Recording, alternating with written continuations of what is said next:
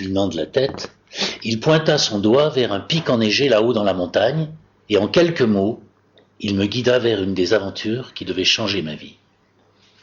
Dès le lendemain matin, je partais avec mon maigre bagage, une couverture et une natte roulée et nouée à l'aide d'une cordelette que je portais en bandoulière, et un petit sac de toile brodé de petits miroirs contenant quelques affaires de toilette, ainsi que de quoi tenir mon carnet de route. Pour toute provision, du riz, du thé, du sucre, des bougies et des allumettes, et bien sûr mon lota. Ce récipient qui en Inde permet de se doucher, de cuire les aliments ou encore de faire du thé. Pour mon excursion, les seuls repères dont je disposais étaient les vagues indications du vieil homme. Je m'engageais sur un sentier qui faisait rapidement place à une vague trace encombrée de ronces. J'hésitais, je grimpais sur les pierres, je m'agrippais aux racines, je dévalais des pierriers en écorchant mes mains sur les troncs d'arbres que j'attrapais pour freiner ma chute. Une de mes tongs ne tarda pas à se rompre. Le caoutchouc de la semelle était fendu, la lanière entre les deux orteils ne tenait plus. J'abandonnai les deux chaussures. Marcher pieds nus était finalement plus confortable. La lumière du matin illuminait les fleurs des champs au bord de la rivière. Profitant de la chaleur de la terre, des nuées de petits papillons multicolores animaient le sentier. À mon passage, ils s'envolaient et dansaient tout autour de moi au rythme de mes pas. De nombreuses iguanes gris, immobiles. Les écailles dressées sur l'échine prenaient le soleil sur les rochers au bord du chemin. D'un œil rond, ils m'observaient, puis, d'une démarche lourde et maladroite, ils partaient se cacher en froufroutant dans les buissons. Plus loin, ondulant silencieusement, un cobra noir croisa mon chemin, juste quelques pas devant moi.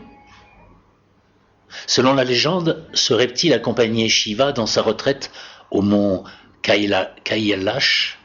Cette rencontre était sûrement un bon présage.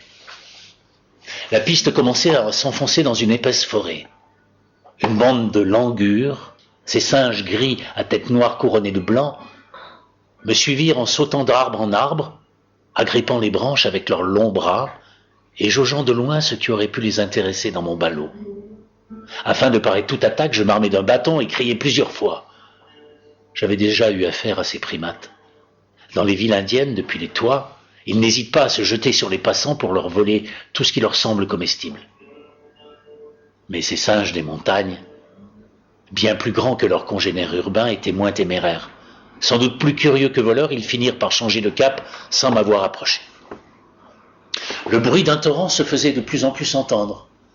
Le sentier débouchait sur une gorge entre deux falaises, là où la rivière Parvati frappait la roche avec violence dans un fracas et un vacarme assourdissant. Devant moi se trouvait ce qui devait être le pont que je devais traverser selon les instructions du vieil homme de Manikaran. Ce qu'il appelait un pont n'était qu'un énorme tronc moussu jeté à l'endroit le plus étroit de la rivière. J'hésitais à franchir ce bois ramolli par les éclaboussures du torrent.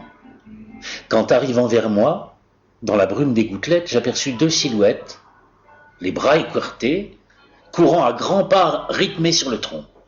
Il s'agissait d'un couple de Tibétains. Leur visage était buriné, leur sourire ouvert sur des chicots noircis, et la fente de leurs yeux bridés se perdait dans les rides de leur peau cuivrée. Comme catapultés de plusieurs siècles en arrière, ils étaient vêtus de peau de bête, une sorte de poncho de fourrure lié à la taille, et des bottes de peau tenues par des croisillons de cuir, et sur leur dos des outres et des besaces de cuir. Ils riaient, en scrutant mes yeux bleus, ma haute taille et ma peau blanche.